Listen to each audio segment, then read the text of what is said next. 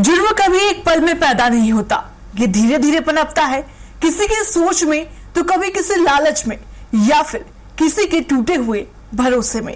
रात के सन्नाटे में जब शहर की रफ्तार थम जाती है, तब उभरती है वो कहानियां जो खामोश होते हुए भी चीखती है। अक्सर जो चेहरे दिन के उजाले में आम नजर आते हैं, वही अंधेरे में खौफ का दूसरा नाम बन जाते हैं। यहाँ हर मोड़ पर छिपा है एक राज, एक रिश्ते के पीछे एक अनकहा सच, और हर सच के पीछे एक खतरनाक इरादा। हवालात में हम आपके सामने लाएंगे एक ऐसी वारदातें जो समाज के उन चेहरों को दिखाता है जिसे हम अक्सर नजर अंदाज कर देते हैं। नमस्कार, मैं हूं आपके साथ याशिका और आप देख रहे हैं स्वराज एक्सप्रेस की खास पेशकश हवालात, जहां हर कहानी खोलती है जुर्म के असली चेहरे। तो शुरू करते हैं।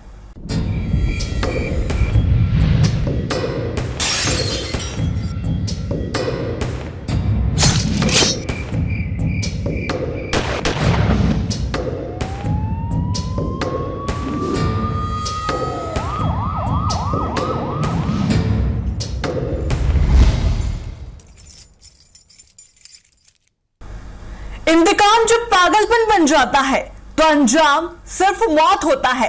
आज हवालात में हम आपको लेकर चलेंगे रायसेन जिले के औद्योगिक नगरी मंडीदीप में, जहां गुरुवार की दोपहर एक ऐसी वारदात हुई जिसने पूरे मध्य प्रदेश को हिलाकर रख दिया।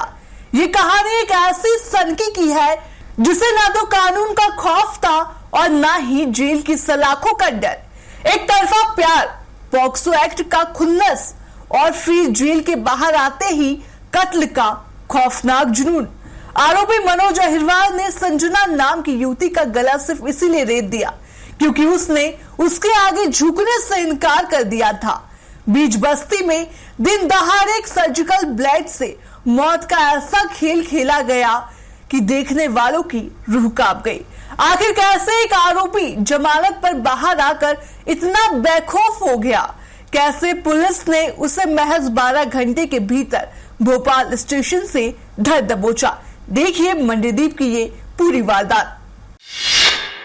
सनक, इश्क और सुलगती लाश, इंसानियत शर्मसार, रिश्तों का हुआ संहार, सन की आशिक की खूनी रंजिश, 12 घंटों में कातिल हवालात के अंदर, शिकायत बनी मौत की वजह। रायसेन जिले की औद्योगिक नगरी मंडीदीप, जहां हर दिन हजारों मजदूर अपनी रोजी रोटी कमाने के लिए निकलते हैं। यहाँ के रामनगर वार्ड क्रमांक 9 में सब कुछ सामान्य था। संजना महोबे अपनी मां संगीता के साथ एक किराए के मकान में अपनी छोटी सी दुनिया बसाए हुए थी। संजना मेहनत मशक्कत कर अपनी मां का सहारा बन रही थी, लेकिन उसे क्या पता था कि जिस अतीत को वो पीछे छोड़ चुकी है, वही अतीत एक खौफनाक साए की तरह उसके पीछे लगा हुआ है। इस कहानी का विलन है मनोज अहिरवार, एक ऐसा शख्स जिसके सर पर नफरत और सनक का दोहरा भूत सवार था। कहानी की शुरुआत आज से नहीं बल्कि कुछ साल पहले से हुई। मनोज अहिरवार इस घर में किराएदार बनकर रहा करता था।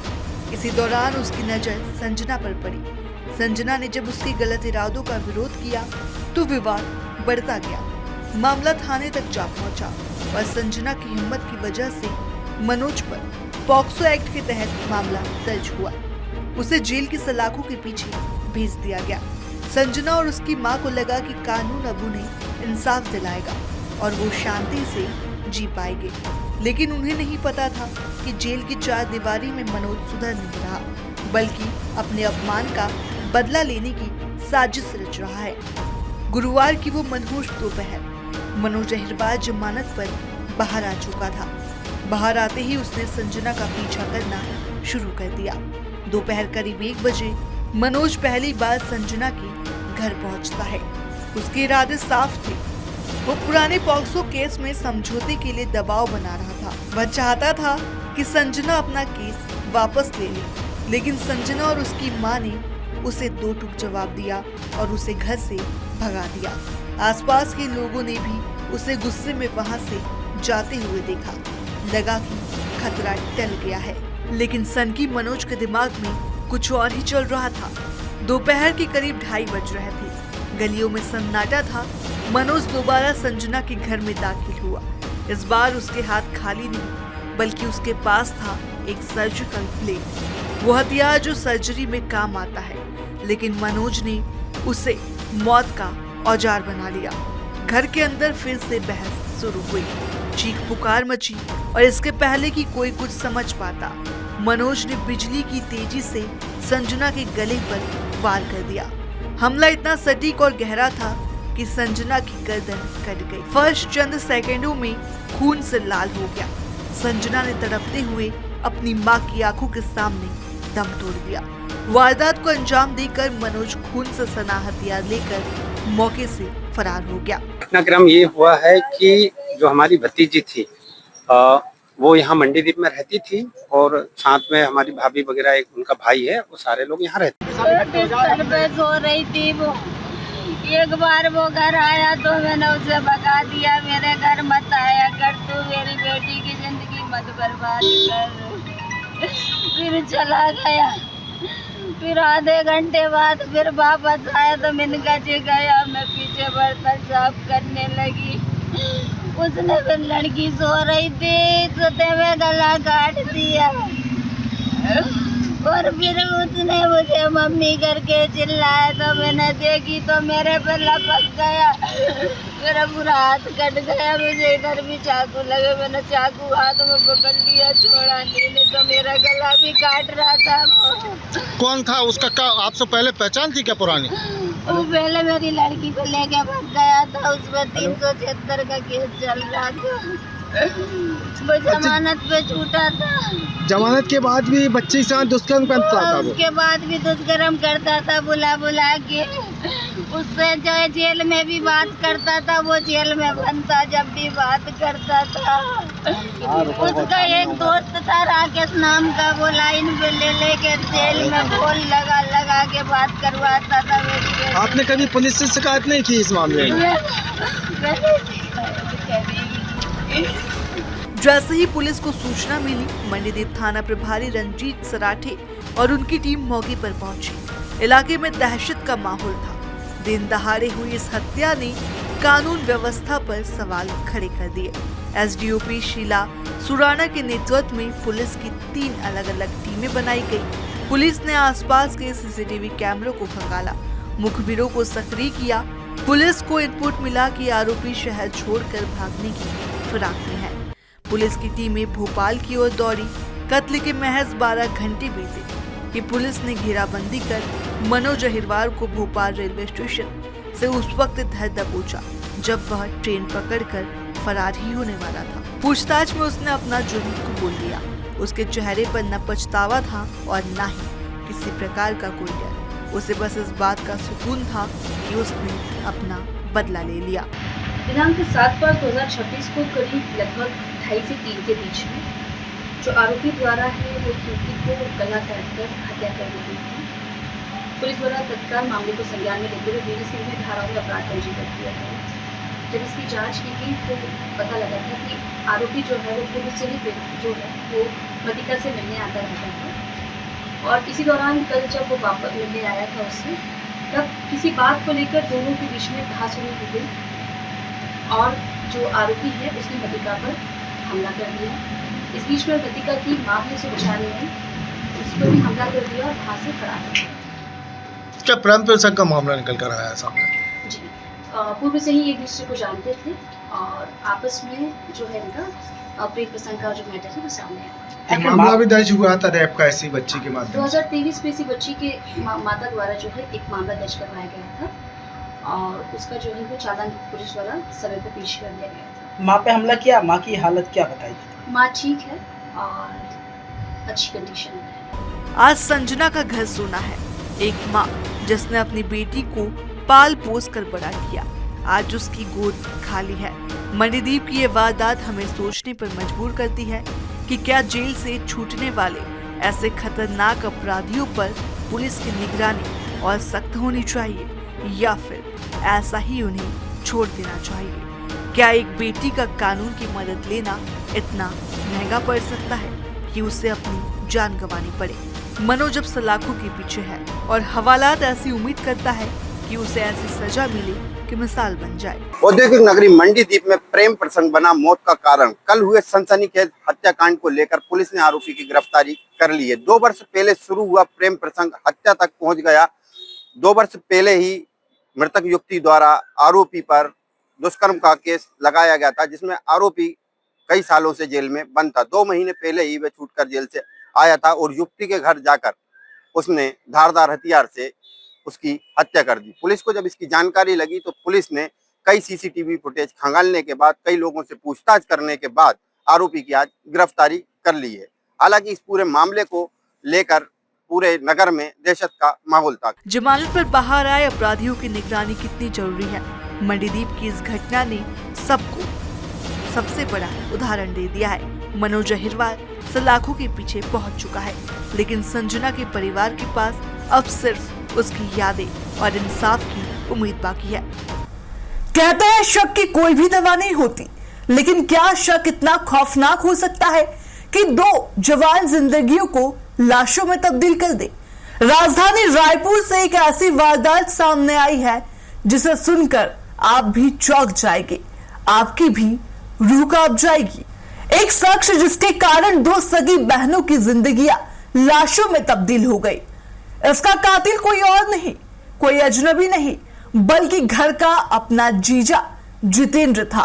पेशे से बाउंसर जीतू के सिर पर चरित्र शंका का ऐसा खून सवार हुआ कि उसने अपनी सालियों को ही गोलियों से भून डाला। नशे में धुत इस हैवान ने अपनी लाइसेंसी रिवॉल्वर से रिश्तों का कत्लेआम कर दिया। एक मां की आंखों के सामने उसकी 2 लाडलियों की जिंदगी टूट गई और पीछे छोड़ गई महज 12 महीनों की मासूम बच्ची की चीखें। आखिर एक शक की ये आग इतनी खौफनाक कैसे हो गई? देखिए हवालात की ये पूरी वारदात। रायपुर में रिश्तों का कत्ल। जीजा ने अपनी 2 सालियों को उतारा मौत के घाट। मोवा के सुंदरी पारा में खूनी तांडव। 4 राउंड फायरिंग से दहल उठा इलाका। एक पल में उजड़ गया हंसता खेलता परिवार। राजधानी रायपुर का मोवा बाजार इलाका मंगलवार की रात एक ऐसी दहशत का गवाह बना जिसकी कल्पना किसी ने नहीं की थी। यहाँ के सुंदरी पारा में रहने वाली 2 बहनें गीतांजलि और दुर्गेश्वरी वर्मा अपनी मां के साथ एक किराए के मकान में सादगी से जीवन बिता रही थी। 2 बहनें निजी संस्थानों में नौकरी कर अपनी बूढ़ी मां का सहारा बनी थी। घर में सब कुछ सामान्य था, लेकिन इसी घर की बड़ी बेटी खिलेश्वरी का पति जितेंद्र उर्फ जीतू इस खुशहाली को नजर लगा चुका था। पेशे से बाउंसर जीतू के सिर पर अपनी पत्नी के चरित्र को लेकर शंका का ऐसा भूत सवार था कि उसने उसके पवित्र रिश्तों को खून से नहलाने का ठान लिया। मंगलवार की रात करीब 10 बजे जब पूरा इलाका सोने की तैयारी कर रहा था, तब जीतू नशे में धुत होकर अपने ससुराल पहुंचा। उसके पास उसकी लाइसेंसी रिवॉल्वर भी थी, जो हथियार सुरक्षा के लिए था, लेकिन उसे उस रात को मौत का सामान बना लिया गया। जीतू अपनी पत्नी खिलेश्वरी और अपनी 12 महीने की मासूम बेटी को ढूंढ रहा था, जो उस वक्त वहां मौजूद नहीं थी। इस बात को लेकर उसका अपनी सालियों से विवाद शुरू हुआ। नशे और गुस्से ने जीतू को अंधा कर दिया और उसने आओ देखा न ताओ अपनी जेब से रिवॉल्वर निकाली और अंधाधुंध फायरिंग शुरू कर दी। उसने अपनी सगी साली को टारगेट किया और 4 राउंड गोलियां दाग दी। पहली गोली गीतांजलि की गर्दन को चीरती हुई निकल गई, जिससे वह फर्श पर गिर पड़ी और उसकी मौके पर ही मौत हो गई। अपनी बहन को खून से लथपथ देख जब छोटी बहन दुर्गेश्वरी उसे बचाने और जीजा को रोकने के लिए आगे बढ़ी, तो सनकी जीतू ने उसके सर पर निशाना साधकर गोली चला दी। मां की आंखों के सामने उसकी 2 जवान बेटियां तड़प रही थी और घर की दीवारें गोलियों के निशान से छनक चुकी थी। गोलियों की गूंज सुनकर जब पड़ोसी मदद करने के लिए दौड़ते हैं, तब तक फर्श पर खून लाल हो चुका था। गंभीर रूप से घायल दुर्गेश्वरी ने तुरंत डीकेएस अस्पताल ले जाया गया, लेकिन नियति को कुछ और ही मंजूर था। इलाज के दौरान उसने भी दम तोड़ दिया। वारदात को अंजाम देकर भागने की कोशिश कर रहे आरोपी जीतू को रायपुर पुलिस ने तत्परता दिखाते हुए घेराबंदी कर दबोच लिया। नॉर्थ जोन के डीसीपी मयंक गुर्जर के नेतृत्व में पुलिस टीम मौके से लाइसेंसी हथियार और खाली खोखे बरामद किए। फॉरेंसिक एक्सपर्ट और सीन ऑफ क्राइम की टीम उन्होंने साक्ष्य जुटाए, जो अदालत में इस जल्लाद जीजा के खिलाफ अब बड़ी गवाही देंगे। पुलिस की प्राथमिक जांच में सामने आया कि जीतू लंबे समय से अपनी पत्नी पर शक करता था। इसी सनक ने उसे अपनी ही 2 सालियों का कातिल बना दिया। आज वह सलाखों के पीछे है, लेकिन सुंदरी पारा के उस घर में अब सिर्फ सन्नाटा है और बिखरा हुआ खून बाकी है। देखिए, जितेंद्र कुमार वर्मा जो आरोपी है इस केस में, उसने अपनी जो 2 सालियाँ थी उनके ऊपर आर्म से अटैक किया। उससे दोनों जो सालियाँ थी उनको गोलियाँ लगी हैं और अभी जितना इन्फॉर्मेशन आया दोनों ही सालियों का डेथ हो चुका है। और साथ ही साथ अभी जो एफएसएल का टीम था कल रात में भी यहाँ पर पूरा घटना का मुआयना किया था और अभी जो बैलिस्टिक टीम है वो भी उसका लगातार मुआयना कर रही है उसका। और कितने नंबर ऑफ राउंड्स फायर हुए जो डिटेल है वो आपसे बाद में शेयर की जाए। देखिए, जितना भी हमें समझ में आया है कि पारिवारिक विवाद था, तो यहाँ पर वो उसी कारणवश यहाँ पे अपने ससुराल आया। ससुराल आके जो सबसे अंदर वाला कमरा था वहाँ पे उसने मतलब फायर आर्म से उसने पहले शूट किया है एक साली को। उसके बाद में बाहर आया तो बाहर आके दूसरी साली को उसने शूट किया। सर, वो इससे पहले काम करता था क्योंकि लाइसेंसी पिस्टल उसके पास थे, वो क्या किसी सिक्योरिटी एजेंसी में काम करता था? देखिए, इसकी जांच जारी है। अभी जो भी इसमें तथ्य जुड़े हुए हैं वो कहाँ पे काम करता था, हमारे पास कुछ इन्फॉर्मेशन है और उससे रिलेटेड भी हम मतलब और जांच कर रहे हैं। जो भी आगे तथ्य आएंगे आपसे शेयर किए। आज रायपुर शांत है, लेकिन सुंदरी पारा का वो घर कभी अब पहले जैसा नहीं होगा। एक माँ ने अपनी 2 लाडलियों को अपनी ही आंखों के सामने खो दिया। एक 12 महीने की मासूम बच्ची जिसे ये भी नहीं पता था कि उसका पिता अब एक हत्यारा है और उसकी मौसिया अब इस दुनिया में नहीं है। सवाल ये है कि आखिर अब हम किस समाज की ओर बढ़ रहे हैं? क्या शक इतना बड़ा हो सकता है कि कानून को अपने हाथ में ले लिया जाए और किसी अपने की ही जिंदगी छीन ली जाए? क्या निजी बाउंसरों और हथियार लाइसेंस धारकों की मानसिक जांच नहीं होनी चाहिए? राजधानी रायपुर का ऐसा हत्याकांड जिसने पूरे शहर में सनसनी फैला रखी है। बाउंसर का काम करने वाला जितेंद्र पारिवारिक तनाव के बीच में अपनी बीवी और बच्चे से मुलाकात करने अपने ससुराल पहुंचता है और विवाद अपने परिवार वालों से उसका इतना बढ़ जाता है कि अपनी सालियों को गोली मार करके मौत के घाट उतार देता है। पूरी घटना की जानकारी लगते ही जो पंडरी पुलिस है वो मौके पर पहुंचती है। आरोपी को पुलिस ने हिरासत में रखा हुआ है और अभी पूरे मामले की जांच जारी है। लेकिन जिस तरीके से घटना घटी है, पूरे राजधानी में दहशत और डर का माहौल व्याप्त है। कैमरामैन महावीर साहू के साथ मैं राहुल अग्निहोत्री, स्वराज एक्सप्रेस, रायपुर। जीजा साली के जिस रिश्ते में हंसी ठिठोली और सम्मान होता है, उस रिश्ते को जीतू ने हमेशा के लिए कलंकित कर दिया। आरोपी अब हवालात की सलाखों के पीछे है, लेकिन इंसाफ तब पूरा होगा जब इस जल्लाद को उसके लिए कड़ी से कड़ी सजा मिलेगी। रिश्तों की मर्यादा, समाज की रस्में और कानून की चौखट, जब ये तीनों एक साथ टकराते हैं तो कभी कभी ऐसी कहानियां निकलती है जिस पर यकीन करना काफी मुश्किल हो जाता है। क्या आपने कभी सुना है कि 2 सगी बहनें भरी अदालत में खड़े होकर ये कहे कि उन्हें अपने पति नहीं बल्कि एक दूसरे के पति चाहिए? जी हाँ, मध्य प्रदेश के ग्वालियर हाईकोर्ट में एक ऐसा ही अजीबोगरीब मामला सामने आया है जिसने कानून के विशेषज्ञों से लेकर जज साहब तक को सोचने पर मजबूर कर दिया। मामला दर्ज हुआ था अपहरण का, लेकिन जब हकीकत की परतें खुली तो पता चला कि यहाँ कोई भी अपहरण नहीं बल्कि रिश्तों की अदला बदली की बड़ी डील हो रही है। 2 विवाहित बहनें जिनके बच्चे खेल रहे हैं, उन्होंने कोर्ट में साफ कह दिया कि बड़ी को बहनोई पसंद है और छोटी बहन को अपना जीजा। आखिर क्या है ये रिश्तों का उलझा हुआ मायाजाल? क्या कानून बालिगों के इस फैसले में दखल दे पाएगा? आज हवालात में देखिए ग्वालियर से आई एक हैरान कर देने वाली हमारी खास रिपोर्ट, पतियों का सौदा। ग्वालियर हाईकोर्ट में रिश्तों का अजब तमाशा।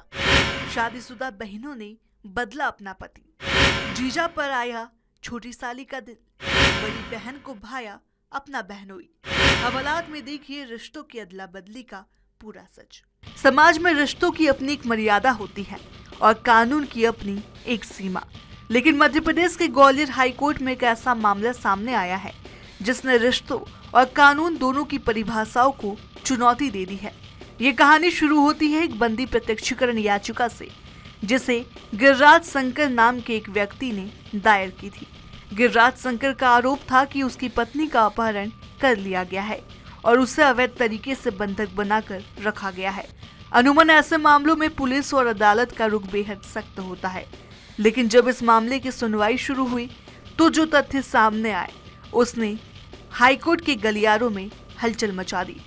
जस्टिस की बेंच के सामने जब गिरिराज की पत्नी और उसकी सगी बहन को पेश किया गया तो पूरे कोर्ट रूम की उम्मीद थी कि कोई अपहरण की कोई कहानी सामने आएगी, लेकिन बयानों का सिलसिला जब शुरू हुआ तो जज से लेकर वकील तक हर कोई स्तब्ध रह गए। दोनों सगी बहनें जो कि पहले से शादीशुदा है और जिनके अपने बच्चे भी हैं, उन्होंने कोर्ट में खड़े होकर ऐसा प्रस्ताव रखा जिसे सुनकर हर कोई दंग रह गया। बड़ी बहन ने साफ कहा कि वो अपने पति जो कि याचिका करता है उसके साथ नहीं रहना चाहती, बल्कि अपनी छोटी बहन के पति यानी कि अपने बहनोई के साथ रहना चाहती है। वहीं छोटी बहन ने भी सुर में सुर मिलाते हुए कहा कि उसकी रुचि अपने जीजा में है।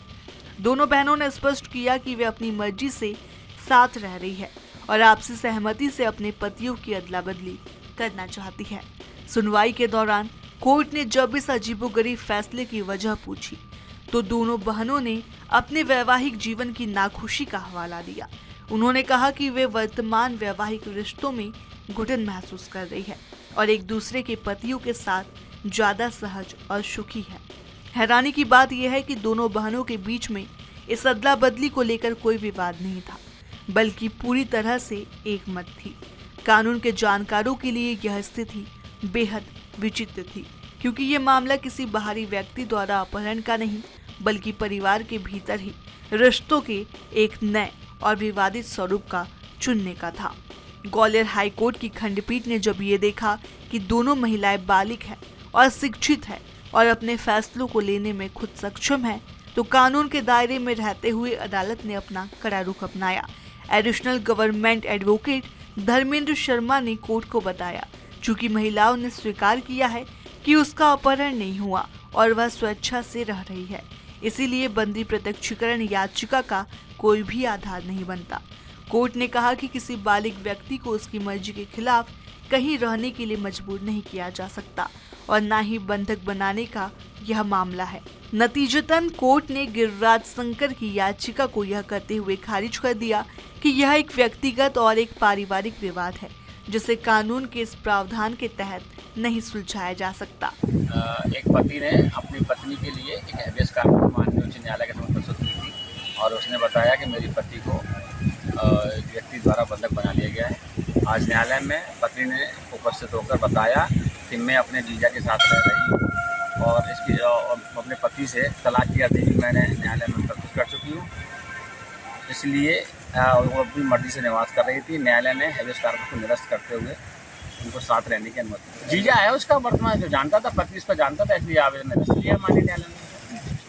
उसका जो जीजा साली का रिश्ता है, साली का कहना है कि जीजा उसके साथ रहना चाहती है, रहना चाहती तभी तो रह रही है, उसको अपनी मर्जी से रह रही है, लेकिन वो उसके पति ने जी लगाई थी कि उसको बंदी बना लिया है, जबकि वो ये बात गलत है। पुलिस ने जब पेश किया तो उसने बता दिया मुझे बंदी नहीं बनाया, मैं अपनी मर्जी से रह रही हूँ। भले ही कानून की नजरों में एक याचिका के खारिज होने से ये मामला खत्म हो गया, लेकिन सामाजिक दृष्टिकोण से कई गंभीर सवाल खड़े हो गए हैं। दो सगी बहनें जो कि बच्चों की मां भी है, उनका इस तरह से फैसला समाज के रिश्तों की पवित्रता पर सवाल उठाता है। क्या बालिग होने की स्वतंत्रता रिश्तों की हर सीमा को लांघने की इजाजत देती है? उन बच्चों के भविष्य का क्या होगा जो इस अनोखी अदला बदली के बीच में अपने माता पिता के रिश्तों को समझने की कोशिश करेंगे?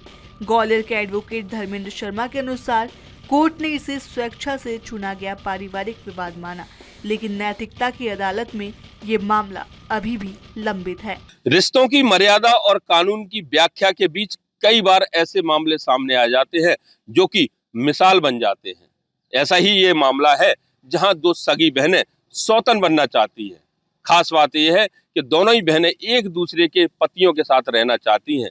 इसको लेकर कानून ने तो अपनी स्वीकृति दे दी है, लेकिन समाज इसको कतई भी सहन करने को तैयार नहीं है। कुल मिलाकर ये पूरा मामला अब चर्चा का विषय बना हुआ है। ग्वालियर का यह मामला इतिहास के पन्नों में ऐसे मुकदमे के तौर पर दर्ज हो गया है जहां कानून बेबस नजर आया, क्योंकि फैसला लेने वाले दोनों पक्ष बालिग थे।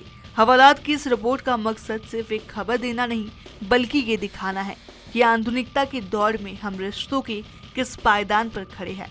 पत्नियों की इस डील ने भले ही कोर्ट से क्लीन चिट पाली हो, लेकिन समाज की मुख्यधारा में इसे स्वीकार करना शायद नामुमकिन होगा। फिलहाल गिरिराज शंकर की कानूनी लड़ाई हार में तब्दील हो गई है और रिश्तों की यह उलझन अब हाईकोर्ट की दहलीज से बाहर निकलकर गांव और समाज के बीच एक बड़ी बहस की वजह बन चुकी है। तो आपने देखा कैसे एक छोटी सी लापरवाही या एक पल का लालच जिंदगी को बर्बाद कर सकता है। याद रखिए, कानून की नजरों से कोई भी नहीं बच पाया। अगर आप सुरक्षित रहना चाहते हैं तो सावधान रहिए, सतर्क रहिए। हम फिर लौटेंगे एक नई कहानी के साथ, एक नए खुलासे के साथ। हवालात में बस आज के लिए इतना ही। देश और दुनिया की तमाम खबरों के लिए देखते रहिए स्वराज एक्सप्रेस। नमस्कार।